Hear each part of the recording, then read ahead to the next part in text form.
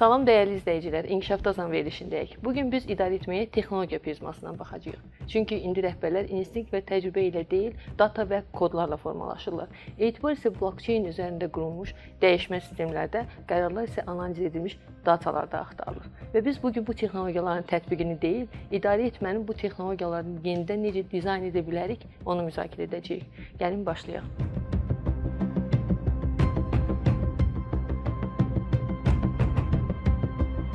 Qonaqlarımız İnformasiya Texnologiyaları İnstitutunun şöbə müdiri, Amiyanın müxbir üzvü, həmçinin Azərbaycan Texniki Universitetinin Data Elmi və Süni İntellekt İnstitutunun direktoru Ramiz Alquliyevdir və həmçinin Crypto Consulting şirkətinin direktoru, Crypto Invest Asportanlı rəhbəri və Unique Biznes Məktəbinin müəllimi Elnur Quliyevdir. Xoş gəlmisiniz. Xoş gəldiniz. Elnur, mənim ilk sualım sizə olacaq. Bilirsiniz ki, hal-hazırda Asan İnnovativ İnkişaf Mərkəzinin blockchain təhlil mərkəzində blockchain təlimləri keçirilir. Amma nədənsə son zamanlar hər kəsə blockchain deyilir. Blockchain nədir deyirlər? Nədir blockchain ümumiyyətlə? Niyə son zamanlar bu texnologiyanın adı çəkəndə hər kəs sual verir ki, o nədir? Tətbiq mi etmirlər, yoxsa çox qəliz texnologiyadır? İlk öncə onu qeyd edeyim ki, hər hansı bir informasiyanın, texnologiyanın barədə məlumatın bilinməsi və digər hallarda soruşulması ki, nədir? Bu birbaşa maarifləndirmə ilə əlaqədardır.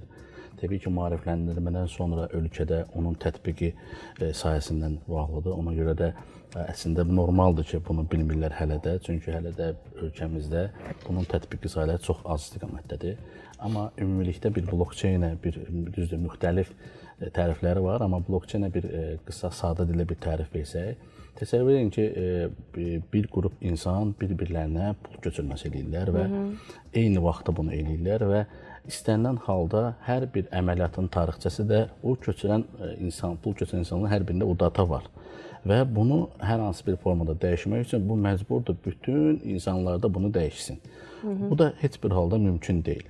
Və ümumi dillə desək, blockchain adı deyəndə onlayn qeydiyyat jurnalı kimi başa düşməlidir.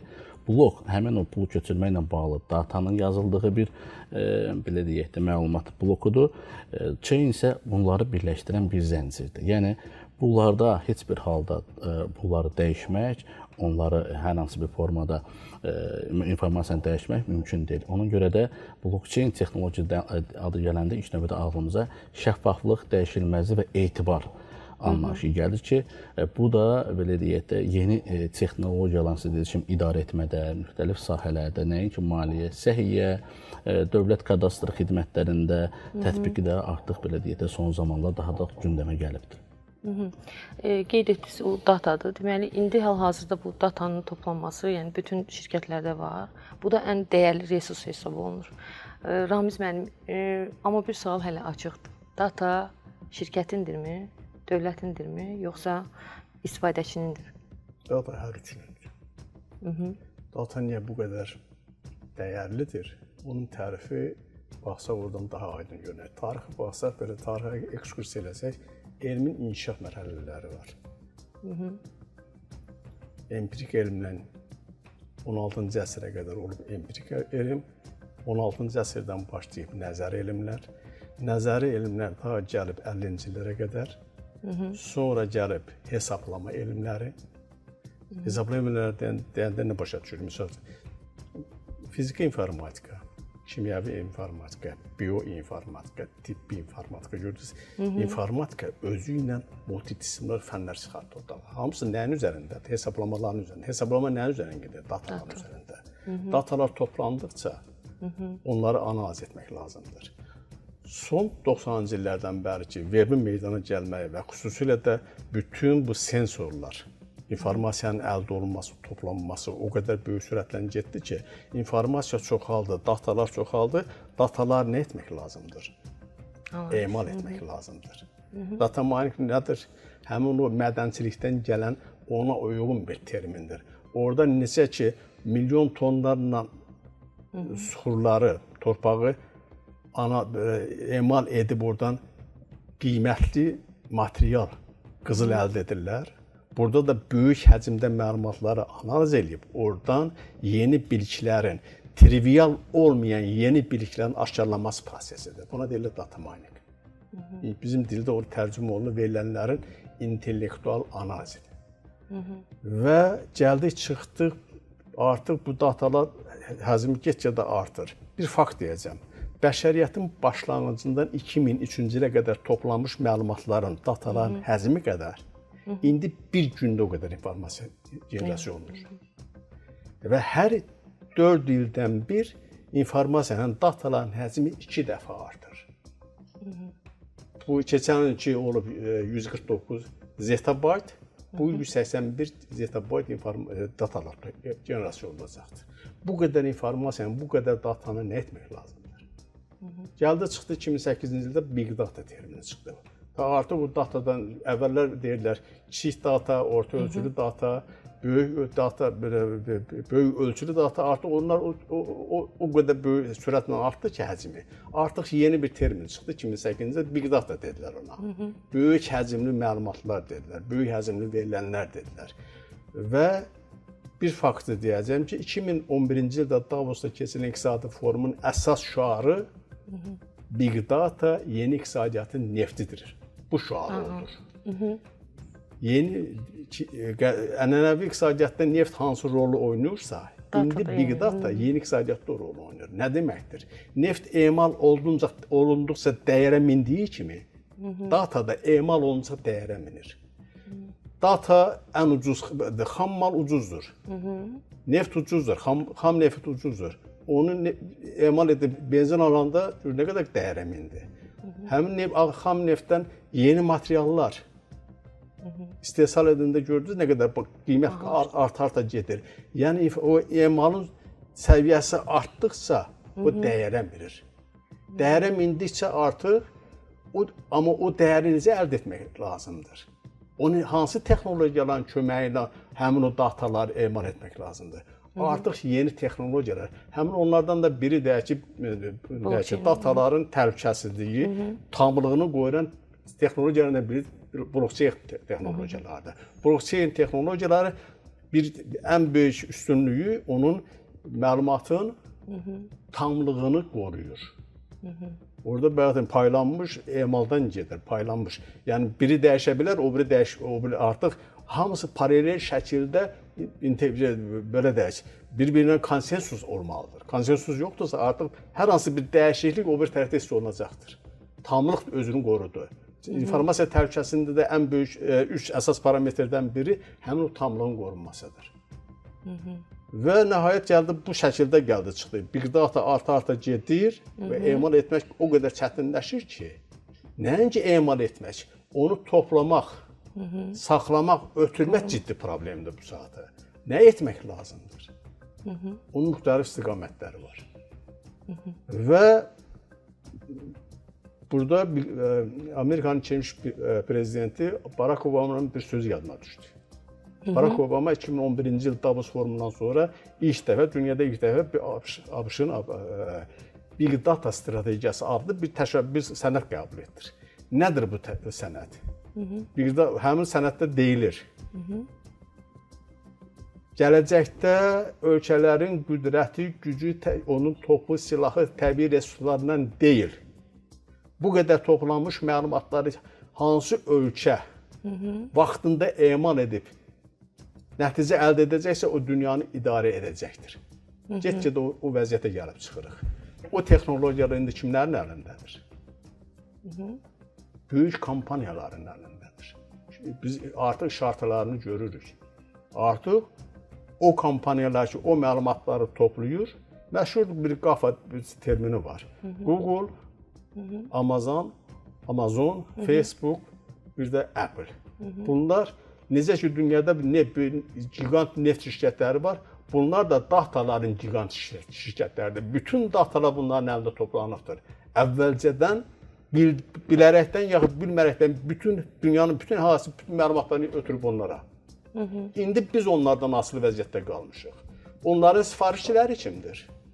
Dünyanın nəhəng dövlətləri, hansı informasiyanı deyirsən, hansı biliyi deyirsən, onların topladığın məlumatlardan emal edib ala bilirlər. Ramiz müəllim, burada bir etibar məsələsi ortaya çıxır. Əvvəllər deyək ki, etibar bir rəhbər şəxsin şəxsi keyfiyyəti olurdu. İndi blockchain texnologiyalarda bu etibar kodlaşdırılmış mexanizmlərə əsaslanır. Burada siz keçidi Nur müəllim necə qiymətləndirirsiniz? Ümumiyyətlə bu şəffaflığı artırır, yoxsa qərar vermədə hər hansı bir çətinliklər yaradır? Əslində belə deyək də, hər bir yeni texnologiyanın son nəticədə məqsədi idarə etməyə daha təkmil formada belə də insanların istifadəsinə verməkdir. Burada təbii ki, bayaq da qeyd etdiyim üçün data nədir? Data göstərir ki, hansı iş görülüb. Blockchain isə bu işi necə görüldüyünü göstərir sistematik olaraq. İdarəçi isə bu iki belə deyək də, texnologiya arasında bir dəyəri formalaşdırır və idarə etmə qərarları verir. Yəni blockchain sistemində elə bir quruluş var ki, artıq bu iştirakçılar arasında etibara ehtiyac yoxdur. Qabaqcadan alqoritmlər yazılır və qabaqcadan bütün adi belə deyək də, nümunə kimi smart kontraktlar deyilən bir anlayış var, ağıllı müqavilələr deyirlər. Bütün məlumatlar ora elektron formada yazılır və tərəflər bunu təsdiqləyirlər və bu təsdiqləndən sonra bu mexanizm işə düşür və buradakı tərəflərin artıq bir-birinə inam məsələsinə ehtiyac qalmır. Bütün sistem avtomatlaşdırılır və bu formada da idarə etmə prosesləri belə təkmilləşdirilir və burada artıq hər hansı bir şəxsin hər hansı bir belə deyək də, qərarlarından asılı olmayaraq sistem başlayır işləməyə. Yenə də bayaqki sualınıza qayıdıram. Artıq burada kimlərinsə kiməsə etibarından söhbət gedə bilməz. Artıq sistem qurulur və texnologiya əsasında bu proses artıq öz işini görür. Yəni burada artıq etibara ehtiyacı yoxdur. Texnologiyanın elə üstünlüyü də ondan ibarətdir ki, bu kimi individual məsələləri ortadan qaldırır. Amma bu sizcə insani hissləri sıxışdırmırmı? Yəni məsələn, əgər bəzi qərarlar artıq data analizlərinə əsasən verilirsə, burada insani hisslər deyək, instinkt deyək, empati hissini deyək ki, bunlar artıq sıradan çıxır, ikinci plana düşür deyək ki, sıradan çıxmır. Bəs bu necə təsir edir rəhbərlərə, liderlərə? Siz necə düşünürsünüz? Sonda qərar verən yenə şəxsdir. Bütün bu texnologiyalar, tarixdən indiyə qədər insan texnologiyanı yaradır, həmişə özünün köməkçi. Yaradır ki, özü daha intellektual işlərlə məşğul olsun. Son qərar verən həmişə insan və olacaqdır. Çünki insan intellektinin açılmamış çox böyük sirləri var. Hər yeni texnologiya çıxanda bu suallar çıxır ki, insan özü biz necə olacağıq? Biz necə olacağıq? Hər texnologiya çıxanda hamının bir sual düşündürürdü. İşsizlik başa alıb gedəcəkdir. Amma təcrübə, tarix göstərir ki, tam əks olubdur. Hər bir yeni texnologiya ənənəvi iş yerlərini bağlayır. Ənənəvi. Fiziki güc tələb edən iş yerləri bağlanır. İntellektual tələb edən iş yerləri açılır. İndi də həmin vəziyyətdəyik. Bayaq sizinlə söhbətdə dedim. Hal-hazırda Amerika Birləşmiş Ştatlarında tək biznes sektorunda 250 min data analitiklər üçün iş yerləri var. Boş iş yerləri var. Data analitik nədir? İntellektual tələb edən işdir. Data scientistlər deyirlər. Data scientist, data alimləri deyirlər. Data alimləri 3 sütun üzərində qurulur. O 3 sütunu, 3 keyfiyyəti özündə birləşdirən şəxsə data alimi, verilənlər alimi deyirlər. Nədir? Riyaziyyatı və statistikanı bilməlisən. Kompüter elmlərini bilməlisən, informasiya texnologiyanı bilməlisən və üçüncü, o data hansı obyektdən toplanıb. Tipsə tipi bilməlidir. Biologiyasa biologiyanı bilməlidir. Marketinq isə marketinqi bilməlidir. 3 peşəni özündə saxlayan, 3 ixtisası özündə saxlayan, öz 3 ixtisası bilən şəxsə verilənlər alimi deyirlər. Hal-hazırda ki, bax, bizim bu gələcəyin peşəsi həmin data alimləridir. Onlara çox ciddi tələbatı var və dediyimiz ki, ənənəvi, fiziki güc tələb edən, çox da böyük intellektlər tələb etməyən işləri indi nələr görürlər? Virtual köməkçiləri var, süni intellekt köməkçiləri var və s. var. Yəni, rutin işləri görə bilən texnologiyalar insanı əvəz edir. İnsan özü onun üçün yaradır o texnologiyanı, özünə yardımcı yaradır, özünə köməkçi yaradır ki, mən daha intellektual işlərlə məşğul olum və tarix də göstərir ki, elədir. İnsan özü üçün yeni, daha intellektual texnologiyalar yaradır. Həmişə özünə köməkçi yaradır və yaradacaqdır. Sonda dediyiniz ki, son qərar insan verir. Hə, yəni ümidlərimizi qırmırsınız. Burada heç vaxt motivasiya verdirsiniz məncə. Heç vaxt bədbinliyə qapılmaq lazım deyil. Burada mən bir əlavə edeyim. Bu istənilən halda bu adi blokçeynlə belə hər hansı bir qərar verilərkən belə onun sonradan dəyişdirilməsi prosesi də mümkündür. Yəni o demək deyil ki, əgər qərar verildisə, birbaşa bunu dəyişmək mümkün deyil və bu elə sistemdir ki, burada konsensus olmalı. Yəni hər bir iştirakçıların ümumi birlikdə qərarıdır və buna hamı hörmət etməli və qəbul etməlidir. O cəhətdən də əgər istənilən halda gələcəkdə hər hansı bir dəyişiklik olarsa və yaxud da ki, sistemlə bağlı istənilən formada yeni əlavələr olarsa, bunu sistemdə etmək mümkündür və bu da yenə deyək, sistemin dağılmazlığını, etibarını və şəffaflığını yenə şübhə altına salmır. Elnur müəllim, siz dediniz ki, qərarları dəyişmək mümkündür, amma data dəyişməz qalır, dəyişməzlik vəd edir və deyək ki, buna görə elə səhvlər də orada qalır. Bəs bu bir risk daşıyıcısı deyilmi? İstənilən halda riskin olması bu mümkün deyil ki, risksiz olsun. Burada artıq məsələ datanın necə yığılmasıdır. Blockchain texnologiyasının datanın içindəki məlumatların hansı formada yığılmasına deyil də datanın sistemdə hansı formada saxlanmasına cavabdehdir. Çünki datanın yığılması prosesi ayrı bir mərhələdir. Datadakı, oradakı informasiyanın etibarlı, şəffaf və digərlər tərəfindən dəyişdirə bilməməzliyi məsələsi artıq ikinci məsələdir. Odur ki, bundan əvvəlki formada, əgər datada bəli hansı informasiya səhv verilibsə, təbii olaraq da bu blockchain sistemi və digər texnologiyalarda ardıcıl formada, o formada gedəcək. Yəni, bundan heç nə sığortalanmır. Təbii ki, əgər orada səhv informasiya varsa, o səhvlik də özünü blockchain-də də göstərə bilər gələcəkdə. Yəni. Burada belədir. Problem nədədir? Bu dataların, verilənlərin səhih, doğru, düzgün olmasının əsas cavabdehi blockchain texnologiyaları deyil.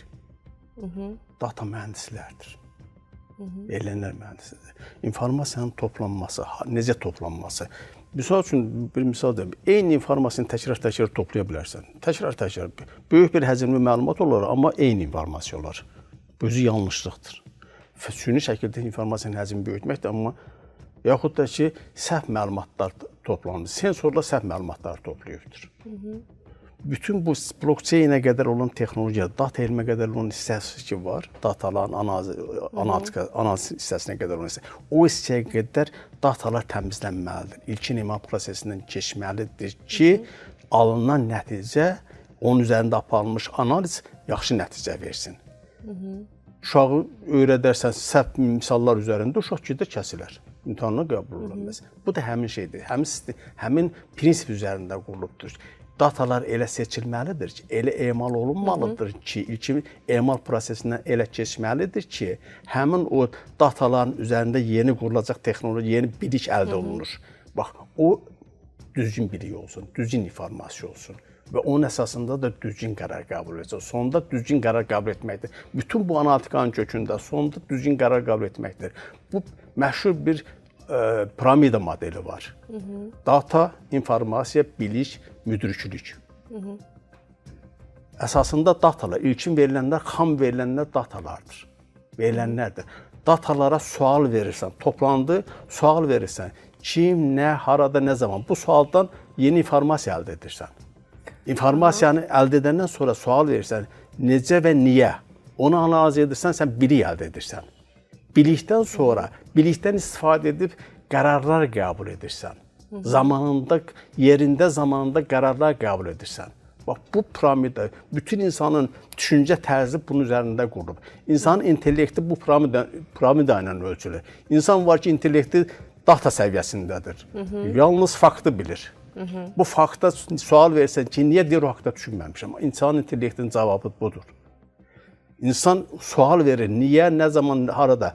O sualı verir, oradan informasiya əldə edir. Bəs indi bu dataların toplanması deyirik də, bu data təhlükəsizliyi, insanların şəxsi məlumatlarının qorunması, bununla bir ziddiyyət təşkil etmirmi? Azərbaycanda fərdi məlumatların qorunması haqqında qanun var, 2010-cu ildə qəbul olunub. O cümlədən Avropa Birliyinin 2016-cı ildə məlumatların qorunmasının ümumi qaydaları haqqında bir sənəd qəbul olunub, akt qəbul olunubdur və 2018-ci ilin 25 mayından qüvvəyə minibdir. Orada fərdi məlumatların daşıyıcıları özünün hüquqları var. O fərdi məlumatları emal edən təşkilatlar, dövlət qurumları, onların öz vəzifələri var. Bu qaydaları, əgər o emal prosesində, əgər fərdin hər hansı bir məlumatı aşkar, belə deyək ki, orada fərdin, şəxsiyyətin, belə deyək, fərdin məlumatları açıqlanarsa, artıq onu emal edən təşkilat məsuliyyət daşıyır. Bu qaydada, o qarşılıqlı qaydada hüquq var. Mən öz məlumatlarımı, fərdi məlumatlarımı verirəm, emal üçün verirəm. Amma orada adsızlaşdırmaq prosesi getməlidir. Bilinməli deyildir ki, o analiz olunandan sonra mənim haqqında bilinməyən yeni biliklər əldə edilsin. Edə bilərsən, amma bilinməli deyil ki, bu kimdir? Adsızlaşdırma prosesi olmalıdır. Mütləq şəkildə belədir. Yəqin ki, məlumatlar da müəyyən çərçivədə toplanılır. Və həmin fərdi məlumatın sahibi ixtiyarı anda öz məlumatını oradan götürmək sahibinə malik hüququna malik olmalıdır, dəyişdirmə hüququna malik olmalıdır ki, yəni mən öz məlumatlarımı verdim, o demək deyil ki, bundan sonra mən onu dəyişə bilmərəm. O demək deyil ki, mən onunla həmişəlik sizə verdim. İxtiyarı anda mən onu götürüb geri götürmək hüququna malikəm. Qanun bunu deyir. Və o vaxta qədər ki, dövlətin özündə bu analitika, əgər dövlətin maraqlarına ziddirsə, dövlət müdaxilə edəcəkdir, mütləq şəkildədir. Dövlətin təhlükəsizliyinə, iqtisadi təhlükəsizliyinə, milli təhlükəsizliyinə təhdid varsa, onun qarşısı alınacaqdır. Bu da qanunda öz əksini tapır yəqin. Qanun öz qüvvəsini göstərir. Burada bir əlavə eləmək istəyirəm. Bu fərdi məlumatların içində də baxır ki, hansı məlumatlar məxfidir, ictimaiyyətdə belə deyək də açıqlana bilər və əldə edə bilməyən məlumatlar da var. Bəli, məsələn, maliyyə ilə bağlı məlumatlar, məsələn, biz məlumatlar ötürürük banklara, o təbii ki, bank sirridir və heç bir istiqamətdə açıqlanmır. Amma elə məlumatların uzaqı açıqlana bilər. İkinci məsələ olur ki, bəzi fərdi məlumatların da sızdırılması da şəxsin özündən asılıdır. Misal üçün deyim, hazırda kibercinayətçilik də bilirsiniz, hansı artıq inkişaf eləməyə başlayıb. Onun da əsas səbəblərində insanlar özləri belə bilmədən fərdi məlumatlarını sosial şəbəkələrdə və yaxud da ki, indi bilmədiyi mobil tətbiqlər var ki, orada qeydiyyatdan keçərkən sizin bütün telefondakı fərdi məlumatlara giriş istəyir. Siz buna icazə verməklə telefonunuzda olan fərdi məlumatlardır, hətta sizin banklarda keçdiyiniz mobil tətbiqlərdə verdiyiniz informasiyalar belə onlar götürə bilirlər. Və o məlumatları onlara ötürməklə təbii olaraq siz artıq özünüzü onlar üçün bir belə deyək də informasiya mənbəyinə çevirirsiniz və sabahçı formada sizə bəlkə də qəribə gələ bilər ki, bu məlumat sabah lazım olmaya bilər, amma o məlumatları sabah formada istifadə edib həm ölkənin milli təhlükəsizliyi baxımından istifadə edə bilərlər, həmçinin də müəyyən bu ticarətlə məşğul olan, elektron belə deyək də ticarətlə məşğul olan şirkətlər var ki, onlar o big data deyilən anlayışı məlumatlar götürüb sabah gələcəkdə bunu biznes maraqlarında istifadə edə bilərlər. Halbuki bəzən biz özümüz də fikirləşirik ki, bu məlumatlar nəyə lazımdır, hansı formada istifadə olunur, amma bu məlumatlar gələcəkdə həm milli təhlükəsizlik formasında və yaxud da ki, hər hansı bir şirkətin iqtisadi formada məlumatdan emal olaraq gələcəkdə onun biznes maraqları formasında istifadə oluna bilər. Biz düşünürük ki, artıq cəmiyyət adaptasiya olub, hər kəs texnologiyanı bilir, amma belə görürəm ki, hələ də maarifləndirmə ehtiyacı var. Mütləq şəkildə maarifləndirmə mütləq lazımdır. Ona görə də hətta görürsünüz ki, adətən düzdür, bunu banklar keçirir ki, gələcəkdə SMS gələrkən və yaxud da fərdi məlumatların belə deyək də verilməsi barədə xəbərdarlıqlar olunur. Çünki orada birbaşa maddi maraqlar var. Amma biz bilmədiyimiz elə bir məlumatlarımız var ki, istənilən halda sosial şəbəkədir.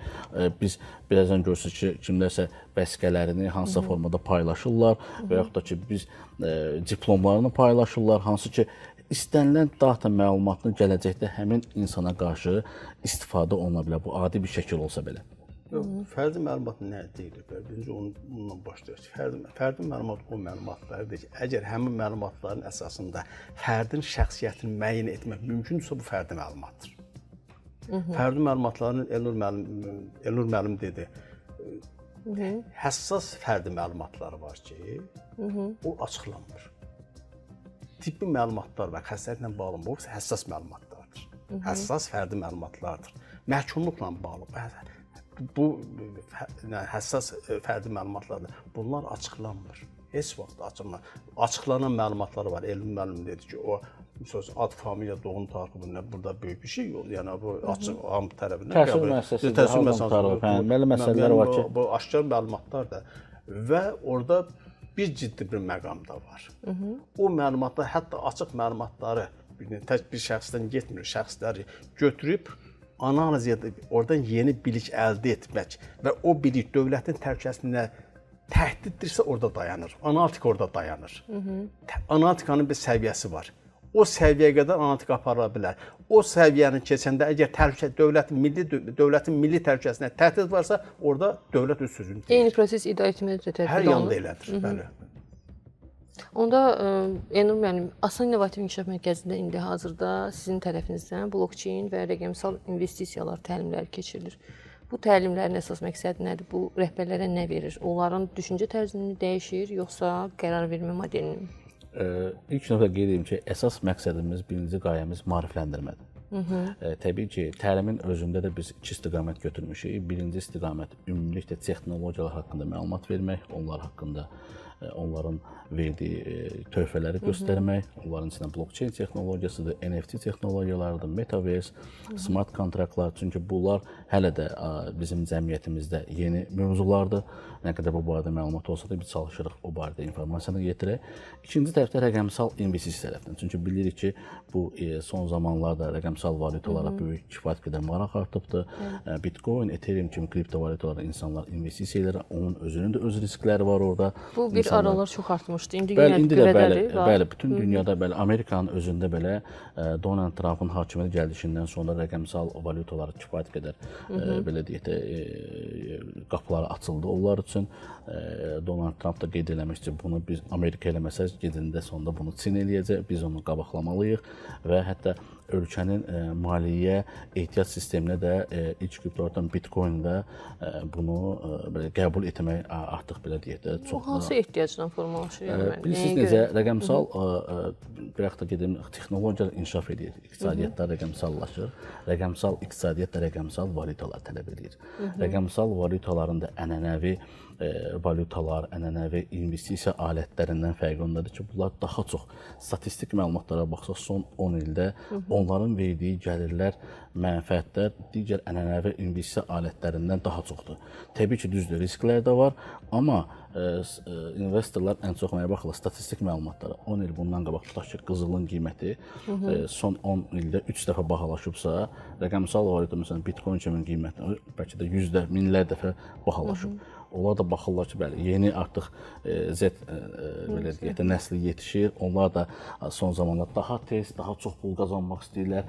Bu cür imkanları verən sistemdə ancaq rəqəmsal valyutalardır. Və buna böyük axınlar gedir. Hətta evli investisiya fondlarının rəhbəri, məsələn, BlackRock kimi dünyada 10 trilyon dollarlıq investisiya portfelini idarə eləyən bir şirkətin rəhbəri çıxıb deyir ki, bəli, biz tövsiyə edirik ki, portfelimizin 1-3%-ni Bitcoin kimi valyutalarda, rəqəmsal valyutada investisiya etmək heç də riskli deyil. Təbii ki, baxın, dünyanın nə qədər investisiya fondları var, onlar elə portfelinin 1%-ni bu rəqəmsal valyuta investisiya eləsələr, tələb təklif tərəfindən baxsaq, Bitcoinin qiymətini artıq hansı tərəflər gətirib çıxacağını da özü göstərir. Ona görə də artıq insanlar nəinki texnologiya, artıq texnologiya paralel onların gətirə biləcəyi mənfəəti də nəzərə alaraq belə deyək də başlayırlar investisiya eləməyə. Məqsədimiz də budur ki, bu investisiya edərkən belə oradakı riskləri anlamaq, o risklərdən sığortalanmaq və gələcəkdə hətta sizin rəqəmsal valyutanız varsa, onun təhlükəsiz saxlanması belə artıq yeni dövrün problemlərindən birinə çevrilirdir. Ona görə biz çalışırıq ki, bu formada da maarifləndirmə işlərimizi aparaq. Ramiz müəllim, siz bayaq dediniz ki, müxtəlif sektorları saydınız, marketinq, tibb və s. Bu sektorlarda data strukturları ilə bağlı texnoloji keçid çətinlikləri ilə qarşılaşırlar. Hamısı qarşılaşır. Bayaq dediyim kimi, bu toplanan datalar hamısı 80-90% 90% strukturlaşdırılmamış datalardır.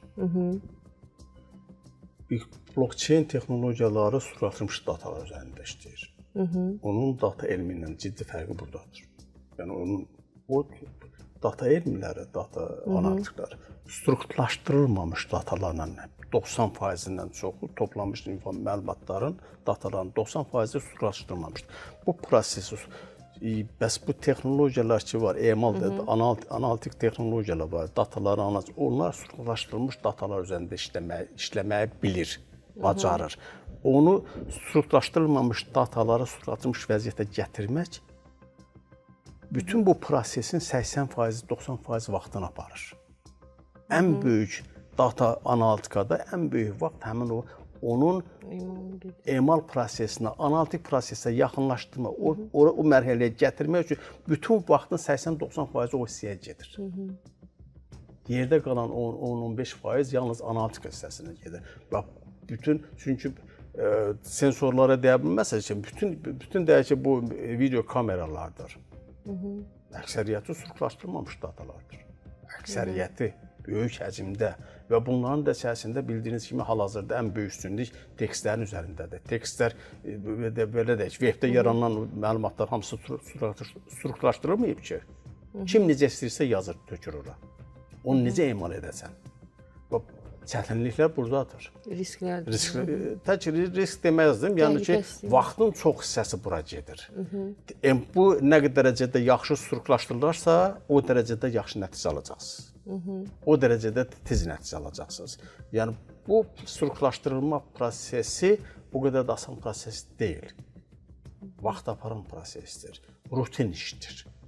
Blockchain texnologiyasını hazırda Azərbaycanda tətbiq edən hər hansı bir qurum varmı və nəticəsi bəllidirmi? Necədir bu, nə yenilik əldə edib və yaxud hər hansı bir uğur əldə edib, nə dəyişiklik olub həmin qurumun tərkibində?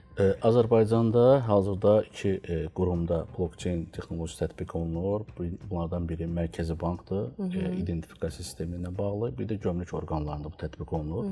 Amma nəzərə alaraq ki, blockchainin özü də artıq 3 hissəyə bölünür. Açıq blockchain, qapalı blockchain və identifikasiya, yəni qarışıq. Bizdə tətbiq olunan blockchain qapalıdır, yəni çünki bu data məlumatlarının blockchaində yerləşməsi ancaq Mərkəzi Banka və ya gömrük orqanlarına aiddir ki, bu informasiyanı onlar özləri üçün datanın daha tez, şəffaf və struktur formasında onlara lazım olan belə deyək də formada istifadəsini nəzərdə tutub, yəni onlar açıq informasiya üçün deyil, sadəcə daxili qapalı sistemdədir. Yəni bu ancaq bu 2 formada. Yəni bu texnologiyanı istifadə edən mütləq böyük bir qurum olmalıdır, yoxsa elə kiçik şirkətlər də bundan istifadə etməlidir? Xeyr, bunun üçün böyük-kiçik məsələsi deyil, sadəcə nəzərə almaq lazımdır ki, bu texnologiya elə bir texnologiya, bu xüsusi data analitiklər və blockchain mütəxəssislər tələb edir. Bu da ki, nəzərə alaq ki, ölkəmizdə kifayət, nəinki ölkəmizdə, dünyada da az sayda blockchain mütəxəssislər var. Bu da onu əlçatan etmir. Həm də maliyyə cəhətdən də bunun araşdırılmasıdır, bunun tədqiqatlarıdır, tətbiqi formasında lazım olan maliyyə resursları lazımdır ki, bunu olsun. Ümumiyyətlə, dünyada da fikir versəz, blockchain əsasən maliyyə sektorunda tətbiq olunur. Çünki maliyyənin buna pulu var. Kifayət qədər də bunu datanın emalı və texnologiyanın inkişafı üçün maliyyə ayrılırlar. Ona görə də əsasən bu sahədə daha çox inkişaf edib. Yəni, birbaşa texnologiyanın əl çatanlığı və buna ayrılan maliyyə resurslarından irəli gəlir. Ona görə də belə deyək, blockchainin hər bir şirkət bunu özünə belə deyək, tətbiq eləməkdə çətinlik çəkirlər. Blockchain texnologiyalarının ən çox belə deyək, tətbiq olunduğu və yaxşı nəticə verdiyi sahələr maliyyədir, marketinqdir, tibbdir, identifikasiya prosesidir. O bayaq gömrükdən keçmə prosesi, identifikasiya. Orada 100% identifikasiyadan söhbət gedir. Yəni, səhv edərsən, ciddi nəticələrini görərsən. Fırıldaqçılıq, maliyyədə, bank sektorunda fırıldaqçılıq başarılıb gedir. Onun qarşılığını almaq üçün blockchain texnologiyalarından istifadə olunur. Tibbdə fərdi məlumatların ötürülməsi, dərman prosesi və s. Onlar o qədər həssas məlumatlardır ki, onları mütləq şəkildə orada səhv etmək olmaz. Orada blockchain texnologiyaları çox belə uğurla tətbiq olunur və ən çox da ora tələb olunan sahələrdən biridir. Həmçinin bu dövlət sektorunda kadastr sistemidir, seçkilərdir. Yəni seçki sistemi onlar var. orada çox dünya təcrübəsində özün doğruldan bir sistem olur ki, blockchain həqiqətən də bu ən azı bu iki sahədə özünü doğrultmuşdur. Xüsusilə seçki sistemində. Seçki sistemində bildiyiniz kimi hər bir seçki prosesindən sonra aləm qarışır, əksər ölkələrdə onu görsən, o deyir falsifikasiya getdi, bu deyir falsifikasiya getdi. O falsifikasiyanın qarşısını almağın ən yaxşı yollarından biri blockchain texnologiyasını tətbiq edir. Blockchain və data texnologiyaları sizcə gələcəyin idarə etməsində nəyi dəyişəcək və hansı məsuliyyətləri yaradacaq? Deməli, hər bir texnologiya əslində bir alətdir idarəçi üçün. Yəni bu alətdən necə istifadə olunmasından asılıdır. Təbii ki, gələcəkdə uzun müddətli mövqedə bu data və hər iki texnologiyadan istifadə etməmək artıq şirkətə, şirkətin idarəçiliyinə belə mənfi təsir edə bilər uzun müddətli mövqedə. Təbii ki, bu yenidən data və blockchain texnologiyanın tətbiqi bu danılmazdır və hər bir idarəçi mütləq şəkildə bundan istifadə etməlidir və eləyəcək də, məcburdur buna. Çünki əgər bunu eləməsə, artıq belə deyək, zamanədən ayaqlaşmamış kimi sayıla bilər. Geriyə qalır. Təbii ki, bunun artıq geriyə dönüşü yoxdur. Həm biznesdə, həm təhlükəsizlik baxımından formada bunun biznesdə və nəinki biznesdə, həm də idarəçilik formasında, həm şirkətlər yox, hətta dövlət belə artıq bunun istifadəsində maraqlı olacaqdır. Hətta Azərbaycan özündə də bizdə Unique Business məktəbində artıq bununla bağlı ixtisaslar var. Son 2 ildə açılıbdır. Tətbiqi sahəsi az olsa belə indidən bununla bağlı tədris olunur və tələbələr artıq ən azından fundamental biliklərə sahib olmuş olurlar. Sizin fikriniz necədir Ramiz müəllim? Hansı məsuliyyətləri yarada bilər? Məsuliyyət burada, məsuliyyət harada yaradan bilər? Səhv analitika gedəndə. Əgər analitika prosesi səhv gedirsə və yaxud toplanmış məlumatlar səhvdirsə, misal göstərəcəm, hər hansı bir sistemi elə öyrədə bilərsən ki, yalan məlumatlar üzərində, misal üçün, deyək ki, ölkəyə giriş-çıxış sistemlərində, elə bir məlumat həmin sistemi öyrədə bilərsən ki, misal üçün deyirəm, qara rəngləri buraxmasın ölkəyə. Sistemdən buraxmasın. Yalan məlumatlar üzərində həmin sistemi öyrədərsən. Bu ciddi problemlər, təhlükəsiz problemlər yarada bilər. Ciddi ayrı-seçkiliyə əmələ gətirə bilər. Yəni, bu toplanmış məlumatların necə toplanması əsas oradadır. Sonra gəlir, indiki bildiyimiz kimi, hal-hazırdakı biz hansı cəmiyyətdə yaşayırıq? Bizim yaşadığımız cəmiyyət informasiya cəmiyyətidir. Biliklər iqtisadiyyatına gedirik biz. Bəzi ölkələr var, artıq informasiya cəmiyyəti prosesindən keçib, gəlib biliklər iqtisadiyyatı vəziyyətindədirlər. Bilik, bayaq dediyim kimi, data ən ucuz xam maldır. Dəyəri aşağıdır. İnformasiya ondan dəyərlidir. Bilik informasiyadan dəyərlidir. Müdrik qərar ən qiymətlisidir. Müdrik qərar verərsən, dövlət düz yolla gedər, iqtisadiyyatı da, təhlükəsizlik də hər şeydə yerində olar. Səhv qərar verərsiniz, səhv böyük fəlakətlərlə üzləşə bilərsiniz. O artıq gəlir, insanda bitir. Sonda, yenə də gəlir, analitika hansı ardıcıllıqla gedəcək və necə gedəcəkdir. Əgər büdrüşlük nə deməkdir ümumiyyətlə? Lazım olan biliyi, lazım olan yerdə, lazım olan anda istifadə etmək bacarığına müdriklik deyilir. Bax, qərar qəbul edən müdrikliyi oradadır. Lap keçmişdən də baxsaq, filan kəsə müdrik nə deyirlər? O da gedirdi, həmin dəqiq müdrik adam, tarixə bir təcrübəyə əsaslanırdı. Bu halda hansı qərar qəbul olundu, düz oldu, yaxud bu halda hansı qərar qəbul olundu, səhv oldu. Bax, dediyim kimi, lazım olan yerdə, lazım olan bilik, lazım olan anda istifadə edib müdrik qərar qəbul etsən, bu artıq belə deyək, hər şey yerində olur. Bu proses normal gedirsə, data normal toplanırsa, data yaxşı analiz olunur, informasiya əldə edirsə, datadan sonra yaxşı bilik əldə edirsənsə və sonda da müdrik qərar qəbul edirsənsə, hər şey yaxşıdır. Və bildiyimiz kimi çox sadə bir şey deyim, informasiyanı biz oxuyuruq müxtəlif mənbələrdən, alimləri deyirəm, alimlər bilik generasiya edənlərdir. Bilik informasiyadan çoxca qiymətlidir. Çox qiymətlidir. Məsələn, hər hansı bir saytə abunə olursan, ayda 1-2 dollar pul verirsən. Düzdür? Bəli. Amma bir elmi məqaləni internetdən götürmək 30-40 avrodur. Gördünüz, dəyəriyə baxın. Bir məqalənin qiymətinə baxın.